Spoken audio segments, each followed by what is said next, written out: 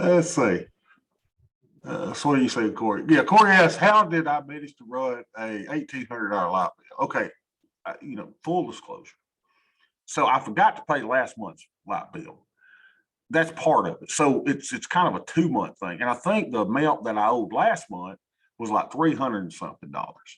So it's only a $1,500 light bill for February. Now, here's the weird thing. Y'all ready for this? I was on vacation out of town with all the lights cut off. So except my front porch light, because I want people think I was home so they wouldn't rob me. So all the lights were off. And so I was perplexed too. I'm like, how in the world in 21 days can I have a $1,500 light bill? So, unless Beth's got a boyfriend that moved in while we were gone. And I don't know. I mean, that's just strange. So I think Beth is, cooking marijuana up in the attic or something. I have no idea what's happening. You started crypto mining about 3 months ago, and your electric bill has gone to 5x on average. So I'm sure the local authorities looking at my weed farm too. Yeah. Oh, I expect to get a call any day. Excuse me, Dr. Bob. What's going on? Now hemp growing is legal now in Georgia, so I was going to try to get a hemp license, but that's too much work. So you mine crypto mining, so that you do that that's weird. Corey, can you push your space bar and talk about what is that about? That's crazy. Yeah, sir. Tell me about that.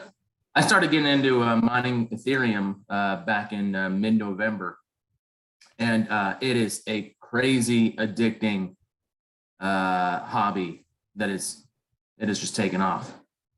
Wow. And yeah, the first month's electric bill wasn't too bad. I saw that second. I anticipated it. I calculated it out ahead of time, but actually to see it on paper, a 5x increase, you go, oh, this is real. So when you mine it, I mean, why does it take power to mine it? I don't understand all that. So basically you can mine it with either graphics cards, from computers, or from what are called ASIC miners. They're more of a commercial end, but you basically have graphics cards that are running 100% full speed, 24 hours a day, constantly, running calculations and mining it. So I've got, a whole farm of them just running constantly. So what do you do with them once you farm them? I mean, you just say, oh, now I've got an Ethereum token or whatever, and you just store them up? Yeah. So initially I'm cashing them in as I get, payouts, which is about every 10 days or so. So, to cashing them in to pay off the equipment. And then once all the equipment's paid off, then I'll just be, letting them sit and gain value and see where the ride goes. And so, I mean, you don't have to tell me specifics, but I mean, are you doing well with it? I mean, that's interesting to me. That's just crazy. Yeah. So unfortunately I got into it, like I said, mid-November, and then, by the end of December, Ethereum had crashed from, $4,800 down to 2,500-ish. So I was initially looking at about a 10 to 12 month ROI on all the equipment, and sitting at about an 18-month ROI. So I looked at it as a business in the sense that if I was to start a bakery and I broke even in a 2-year period, that would be a fantastically successful bakery.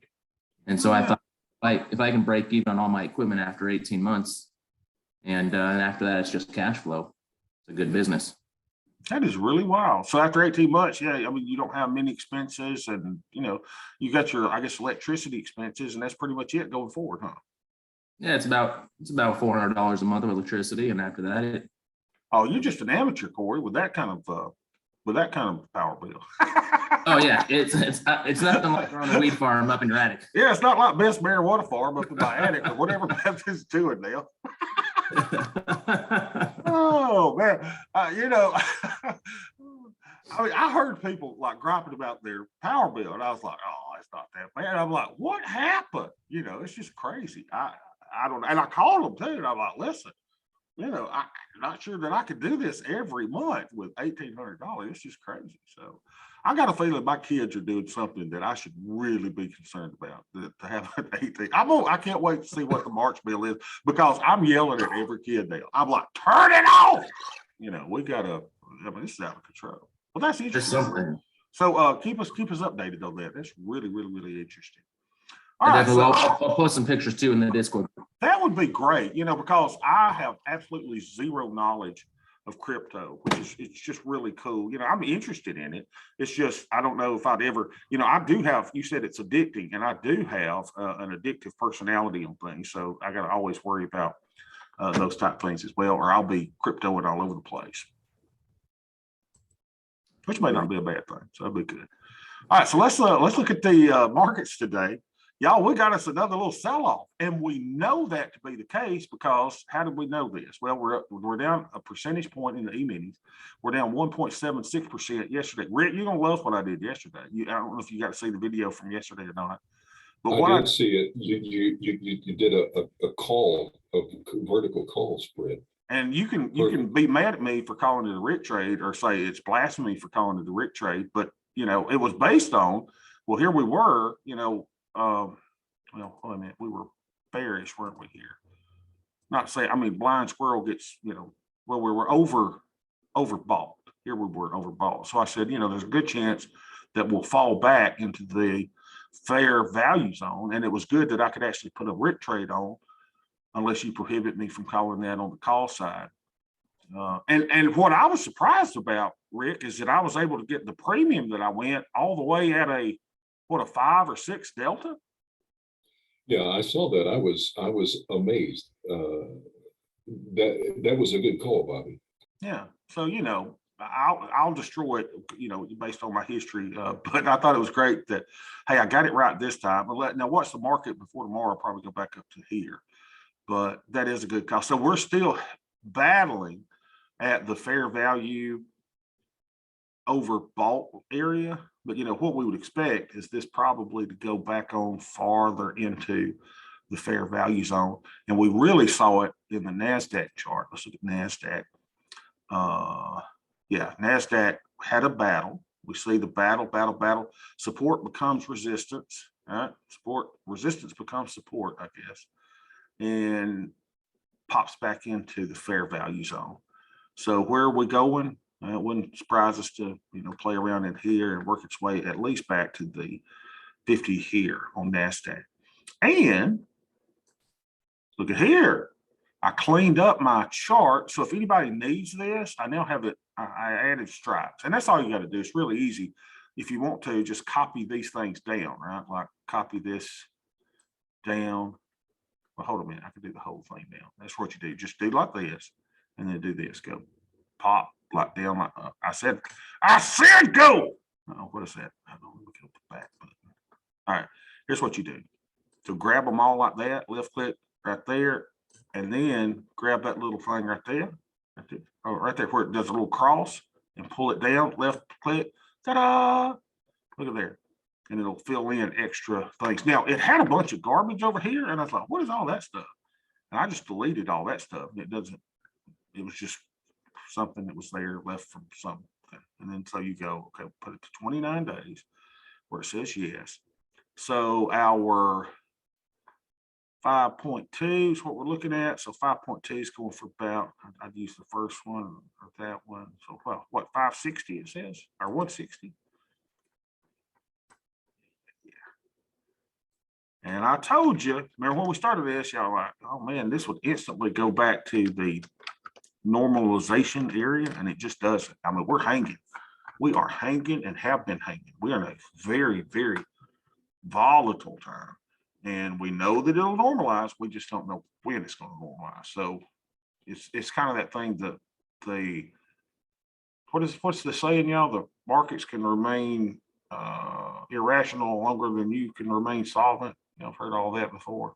So, normally this would be a time, where you should say I could put on some short puts farther dated, like you wouldn't do, the shorter ones are not kind of guaranteed, but 45 days or so, you would anticipate that there would be some reversion to the mean, because there's really only two things that you and I look at that have reversions, true reversions to means, and that is IV or the VIX. The VIX has a reversion to the mean, and skew. has a reversion to the mean at some point. We just don't know when this will happen. VIX is a little bit quicker, isn't it? Let's see if I can pull VIX over. VIX. VIX always has a reversion to the mean. And, you know, I'm hearing a lot of people say, wow, we cannot believe that VIX has remained as bid as it has for these, you know, this amount of time. Because normally we see ups and ups and downs. And look at this. This is just strange. I mean, it's just up. So we're still at about where we were when we met yesterday at about 32. All right. So with that being said, we did put on the Rick trade yesterday. That Rick has not prohibited me from calling it the Rick trade. Let's see how we're doing. And I put it on in a couple of accounts here. And thank goodness I did. It's like the only thing that's working. You see, Rick trade calls. Here it is. It's at 91% now. So we're doing really good on this week of Rick trades. And again, I'll destroy it before it's over with, but so far so good. So it's at 93%. I don't see a reason to take it off now. I mean, the plan of the Rick trade is to let it expire. Now, yesterday, after we got finished with each other, I didn't have enough buying power to put it on in one of my accounts. So actually I did. What did I do? I did take that one off. That was at 100% profit yesterday. I spent a couple bucks in commission to put that on and do that. Now, here's the thing, though, that I was thinking about talking to y'all today about that I thought was kind of cool, right? Because the overall account has a lot of positive deltas. And so when you put on a negative delta short trade like that, it's almost like you're doing a scalp against your long deltas. Don Kaufman has a really good short video out there. You can do scalp. Let's see, if you do this little search, if you do scalping against your long portfolio, Don Kaufman, you'll probably find it. But it was so cool, you know, he goes, you know, one day he was like, what's this? And so he had a lot of long deltas in his account. So what he did is he started selling futures. You know, I think he was selling E-minis against it. So if you got a smaller account, you sell a couple of micro futures against it and scalp against your long position, because that's what we call a high class problem. So if you've got significant positive deltas in your account and you put on, let's say you've got 500 positive beta weighted deltas in your portfolio. If you sell one micro future, that gives you negative 50 deltas against your otherwise long portfolio. So what does that do? Well, high class problem. Let's say that it would then convert your 500 deltas to 450, because being short of future gives you negative 50 deltas. So you're still long. So if the market were to continue to blow up, you're going to lose on that future that you sold. Everyone see that? But it's high class problem because your account's still going up. Let me say that again. You got 500 positive deltas. So let's say it looks like it's a day that the market's, it's not doing much, maybe going down a little bit. You think it's going to go down for the rest of the day. Well, what you could do is sell a micro future or two. So you sell one as a scalp against your otherwise long portfolio. So you've got 500 positive deltas, you sell a micro future, that gives you negative 50 deltas. So 500 minus 50 gives you 450. So if the market goes up, you're going to lose on your overall portfolio. No, if the market goes up, you're going to win on your overall portfolio. The overall portfolio is up, but you're going to lose on that future. Now, what if the market does go down? Well, it's kind of a hedge, right? Because you're going to lose on your overall portfolio. Your overall portfolio is going to be down, but you'll actually be making money by the sale of that future, which is kind of cool to think about things in that way. So, yeah. All right, so let's go to Tastyworks and see if we can do, what are we going to do today? That's the question, right? So today, I think I've already got a Rick trade in here. Yeah, we got a Rick trade in here. We're up $96 on it, 296 on Rick trades year to date, which are doing really, really well. Now, where we're blowing it is on our TQQQ, where we're down $8,000 on the day. And ordinarily, you'd be flipping and freaking out about that, but I'm not, because I've got this as a long-term play.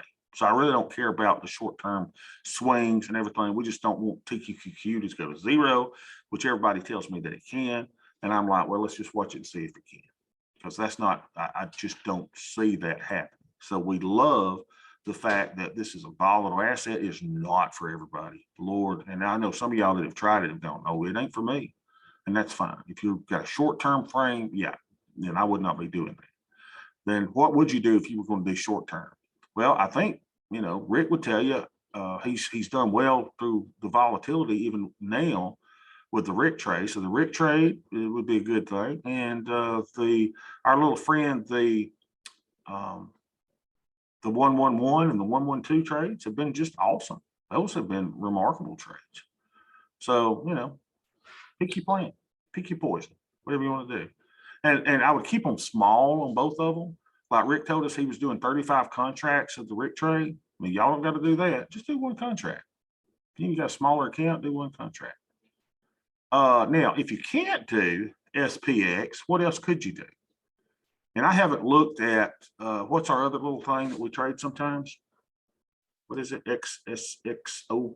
Oh heck, what's the smaller ETF? Not SPY, but XSP, right? Let's look at this. Is it XSP? Yeah, the mini S&P 500 index. I don't even know if you could. I don't know what it's not as liquid as SPY, but it does get the cash settled European option type behavior of SPX, but I haven't looked at it to see if it's good enough to do anything with. Let's just see. So if we're going to do, see, the problem is we do have 1 day, 4 days, 6 days, and 8 days, don't we? So, if you were going to do Rick trade here, how would you do it? Well, you wouldn't do 20 wide, right? On this little puppy, you do 2 wide. So if you were going to do a short put vertical, 2 wide would be the equivalent of 20 wide, right? And let's see, and I don't even know if we could do it on this instrument. Let's just see. It's fun to play though, and think about it. If you got a smaller account, what could you do? So let's see what kind of credit that you're getting there on a 2 wide at about a 5% probability of being in the money. Actually, that's pretty good. I can't believe we're getting 45 cents there. Let's go down. Let's go down. Let's go down. 25 cents there. Look at there. 8% probability of the money, bring in 30 cents. So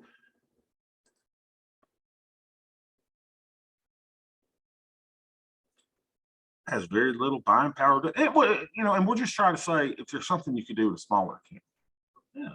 Yeah, you could do something like this. Now, what would I probably do is I would probably widen that out. I just don't like, I've never liked it. It's something that has dollar wide strikes in it, even though that's kind of the equivalent to what you'd be doing in SPX. I'd probably widen that out at least a 3. Right? Let's see, 14, 1, 2, 3 there, which is probably where I would go. And then you can move it a little safer away, right? If you did that 6% probability of being in the money.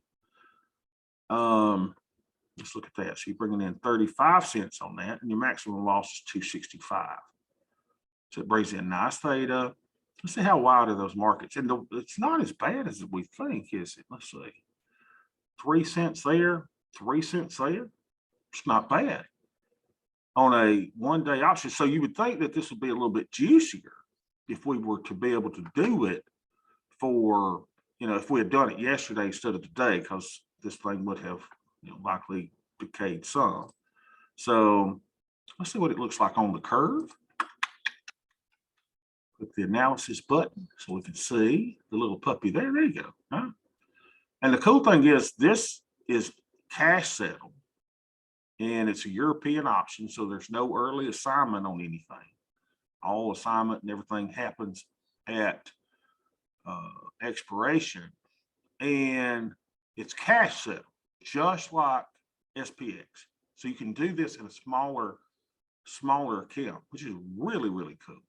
So as you'll notice, XSP doesn't have a bid and ask. Does anybody know why that is?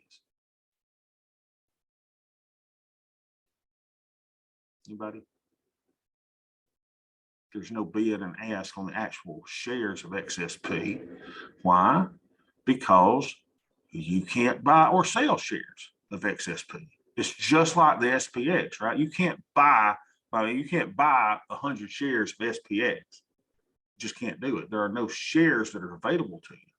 So you can't be assigned shares at all, and you can't buy shares. So you couldn't do a covered call in XSP because there's no shares at all. So you start thinking about it and you go, well, what if I had SPY shares and I wanted to do covered call? We could do that, but you could do some convoluted thing where you actually sold calls in XSP against your SPY shares if you were ever concerned with having didn't want your shares called away from you. So it's just kind of cool, right? That you can do all these different things. And the wonderful thing about the XSP, now again, there are people that demonize it because it doesn't have liquidity, they say, but as we're seeing here on this nearer dated one expiration option, it's got liquidity. And I think it's something that is going to be a little more popular the longer the time goes by, because it does have 1256 tax treatment. Let's talk about that briefly. So 1256 tax treatment, what does that mean? Well, what that means is if you're trading SPY, you don't get favorable tax treatment on your short-term option plays. So everything is taxed at your ordinary income rate. Taxes ordinary income, which would be generally higher than a long-term capital gains rate. So what's the long-term capital gains rate? Well, depending on your income, it could be 0% if you're like $40,000 or less in income a year, or the next tier is 15%, and the next tier is 20% of long-term capital gains rate. So you're able to do all this at a lower rate. So most of you would be in the 15% to 20%. And then depending on what your ordinary income tax rate is, this is probably less than ordinary income. So that's why you would trade an instrument like SPX, the E-minis, the micros that we trade. That's why I love all these instruments, right? Because all of these things that we trade get 1256 treatment. SPY, 1256 treatment? No, SPY doesn't get it, even though some accountants say otherwise. I don't think they're right. So does the Qs get favorable tax treatment? No, but the NASDAQ /NQ futures do, and NDX, which is kind of the NASDAQ equivalent to SPX, they all get 1256 treatment. So it's really, really, really cool, the 1256, and we hope that it remains there forever. And as long as we occasionally get some people in office that don't demonize the rich, we'll probably keep this little loophole, right? Because it's a really, really, really, really cool loophole. All right. So with that being said, all that stuff. Any questions on that at all? Isn't that cool though, that you could say, man, I would love to be doing the Rick trade. I can't do the Rick trade. Well, yeah, you can't. You could, I mean, is this as good? I don't know. You're taking a lot less risk, right? Because your maximum loss is $265, and your max profit is $35, and that's generally what Rick's been getting on the, on a 20 wide. Now, keep in mind that volatility, the IV rank on this is 86 now. So everything's pumped up. Everything's pumped up right now. So that's why, Rick said he was a little bit surprised that I was able to find, $1 yesterday on SPX. So let's look at today. SPX. You don't have a Rick trade on at all. Could you do one for tomorrow? I guess. And that's what Rick's been doing, right? Rick, you've been awesome. You've been a little more, because you've been putting them on at a day out. So yeah, I would put on, if you were going to do a Rick trade, you could probably do one expiring tomorrow today, since the market is down big. Let's just look at that. Let's go a short put vertical. So here's the way Rick does. He goes, I'm going to do that 20 wide. 5, 10, 15, 20. I can't do math, y'all. Right, so we go down to a 5% probability of winning the money. This is kind of weird too, right? Because over here, I normally go by probability of winning the money, and normally you don't see these things off as much as they are. That's interesting. It's a 5% probability of winning the money, but it says it's a 13 delta. Normally it's VIX that I see these wide, despairing, what's the word? Discrepancies between probability of being in the money and delta. So that's kind of cool. And I would say 210 is probably more than I'd want to collect anyway, right? I want to be much safer than that. And the cool thing is, with elevated IV ranks and everything, we can go a lot farther down. So here's the 2 standard deviation line. Isn't that the 2 standard deviation? I think so. So you can get closer down here. You still get $1 for tomorrow and be at an 8 delta, or a 1% probability of being in the money. Look at that on the curve. So your max loss, 18.90 there. You bring in $1.10. Your probability of profit of making a penny is 95%. Not sure why it says probability of 50% is less than 1%. It's a little strange. Again, not lots of nice theta. Yeah. But I don't know. It was kind of cool on that XSP, wasn't it? That you can bring in $35, a less credit, and your risk was substantially less. So what you could do is start going, well, what's my return on capital? So I got $1.05, $105 coming in over the amount of capital, buying power that it takes to put this on. Where is that? Maximum buying power efficiency. It's going to give me a credit. Well, I'd probably say, the credit over the max loss, maybe, since my buying power is just giving me a credit. Let's see, right by. If I'm talking out of my head now, I probably am. So that's what, 5.5% return on.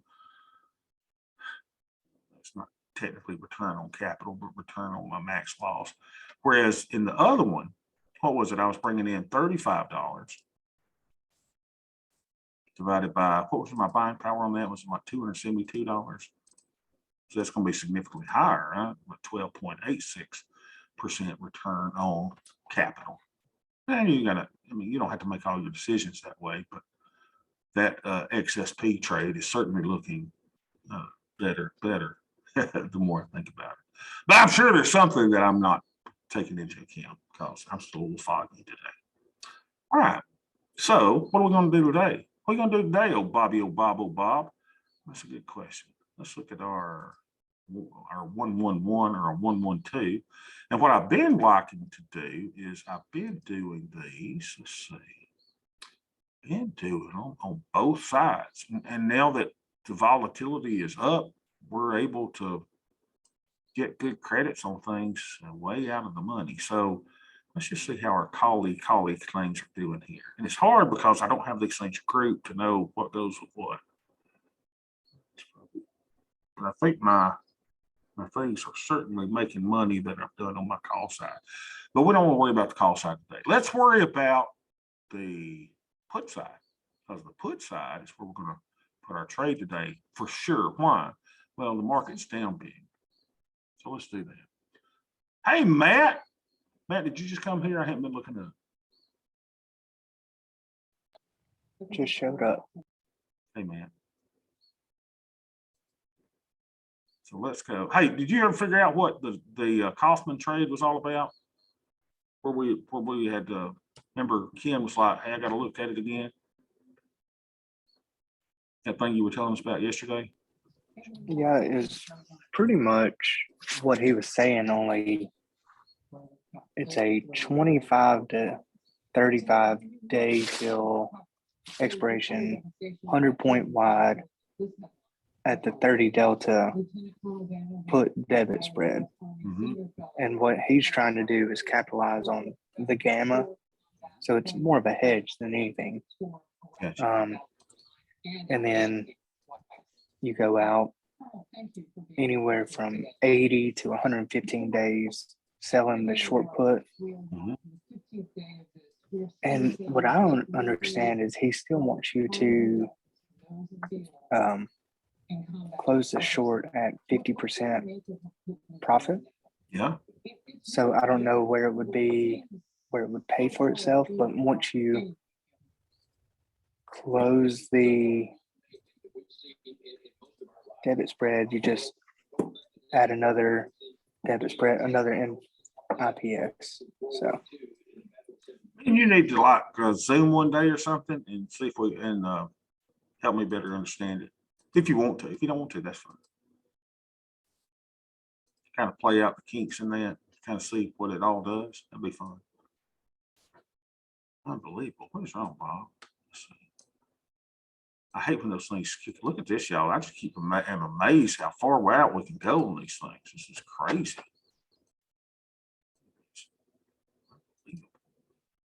Still going.